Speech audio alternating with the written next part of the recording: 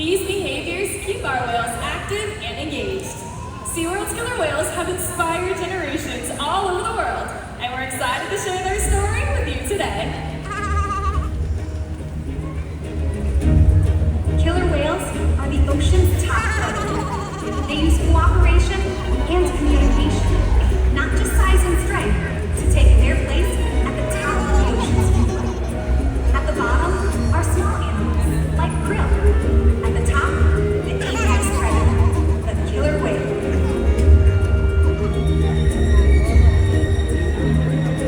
Killer whales are as big as a bus, faster than an Olympic swimmer.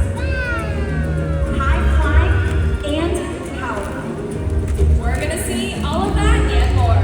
These behaviors contribute to an environment that is full of enrichment. We spend days, weeks, months, years building relationships with our whales. This creates trust, and that allows us to do some amazing things. For example, when you visit the doctor, you present your arm to draw blood, or step on the scale to see how much you weigh. It's much the same with our whales. Today, you'll see the whales moving together in unison. These synchronized behaviors strengthen social bonds and enable the whales to problem solve as a group. Working together as a team makes them the ocean's top predator. Scientifically known as Orca, but commonly referred to as killer whales, here at SeaWorld, all of our whales have their own individual names. To remind you, you all just met the 3 female killer whales, who we call Katina, Nalani, and Malia, and in this environment right now we have our 2 male killer whales, Trua and Makaio. Makaio is our youngest whale, at just 14 years old, and our oldest whale is Makaio's mother, Katina, who is also our matriarch or leader of the pod. Now, SeaWorld's animal training techniques create a language between us and the whales. It's a language of learning through positive reinforcement, encouragement, commitment, and care. Through these techniques and our relationships, the whales learn to trust us. They even learn to take an active role in their very own health and well-being. One of the very first husbandry or healthcare behaviors we train our whales to do is a position in which we can ask them for a voluntary blood sample. Now we're going to see that in just a moment with Makaio, and when Kylie asks him to, you're going to notice we are asking him to roll over ventrally or upside down and present us with his tail flukes. So let's see, there was that hand signal. And just like that, you can see we have a great look at his entire body, but we're also going to have access to blood vessels that can very easily be seen on the white undersides of his tail flukes.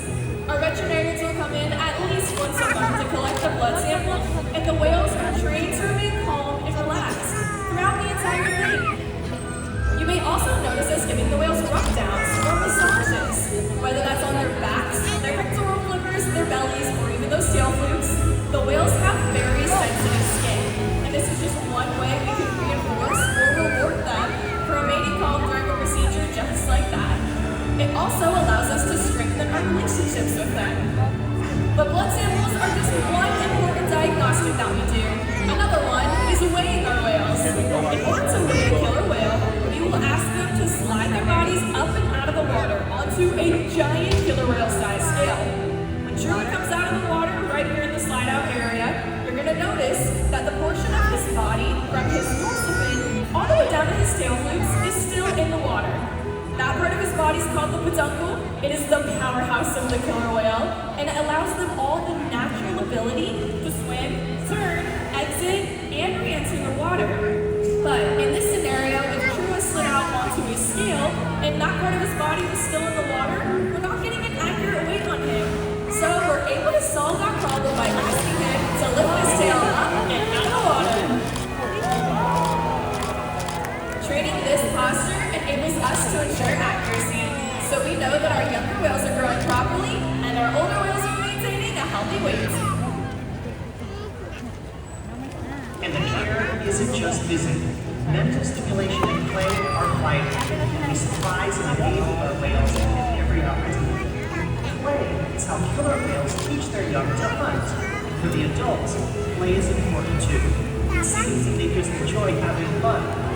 Making time for play is an important part of life for killer whales and for us.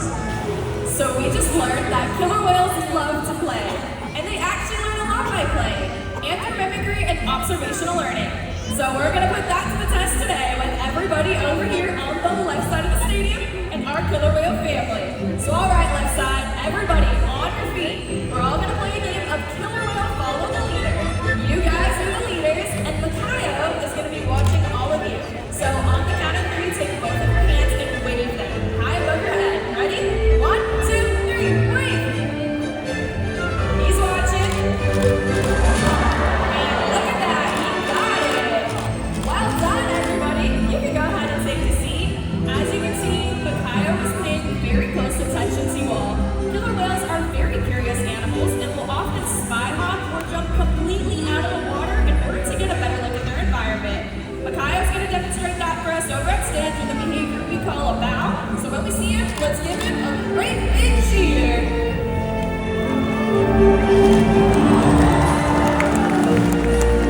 Nicely done. All right, right side of the stadium, it's your turn. Everybody on your feet. We're going to do an even bigger behavior that we call a breach. The hand signal for you guys. You're going to take both your pointer fingers and you're going to toss them over your left shoulder.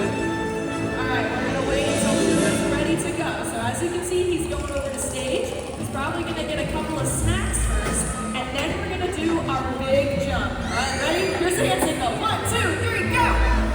Nicely done. Trua is off, and killer whales breach for a variety of reasons, but usually it's just to tell other whales they have arrived. Welcome to the start of our first round. Let's hear it one more time for Trua and Makaio.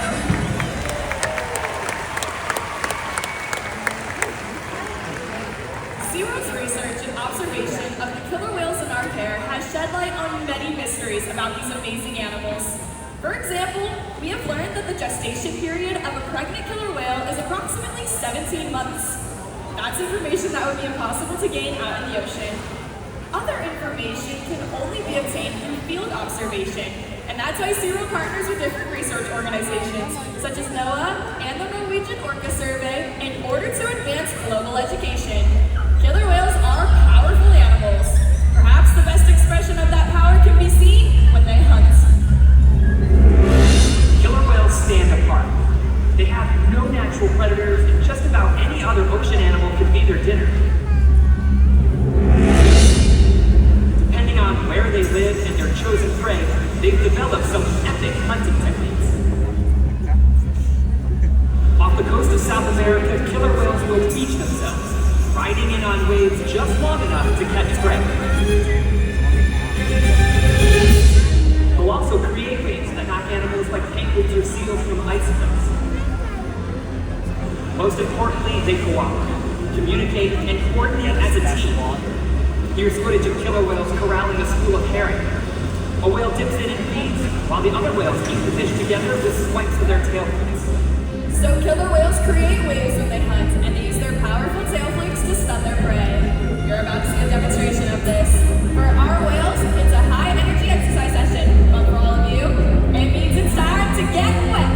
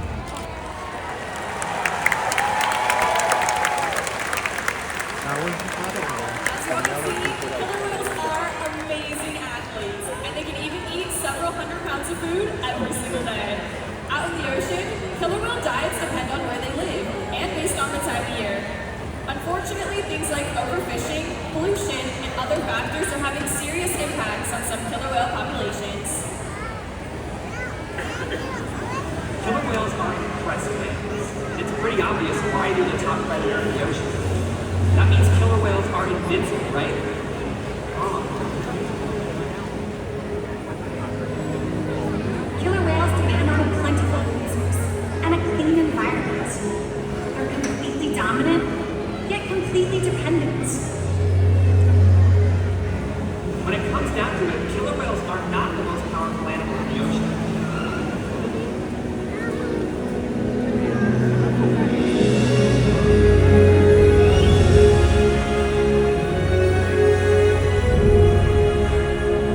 Their future depends on you. Through your actions. Through the choices we all make, we hold the future of killer whales and the oceans in our hands. Killer whales continue to surprise and amaze us. They're the perfect ambassador of the ocean, limitless, connected, powerful, but still vulnerable. The challenges that we face can seem insurmountable. Don't give up. Be inspired. The ocean needs our help, and that seems overwhelming, but together we can make it happen. There's so much to learn. So much to protect. So much to explore. The killer whale story is still being written, and there are simple things we all can do to make a difference. All it takes is one choice.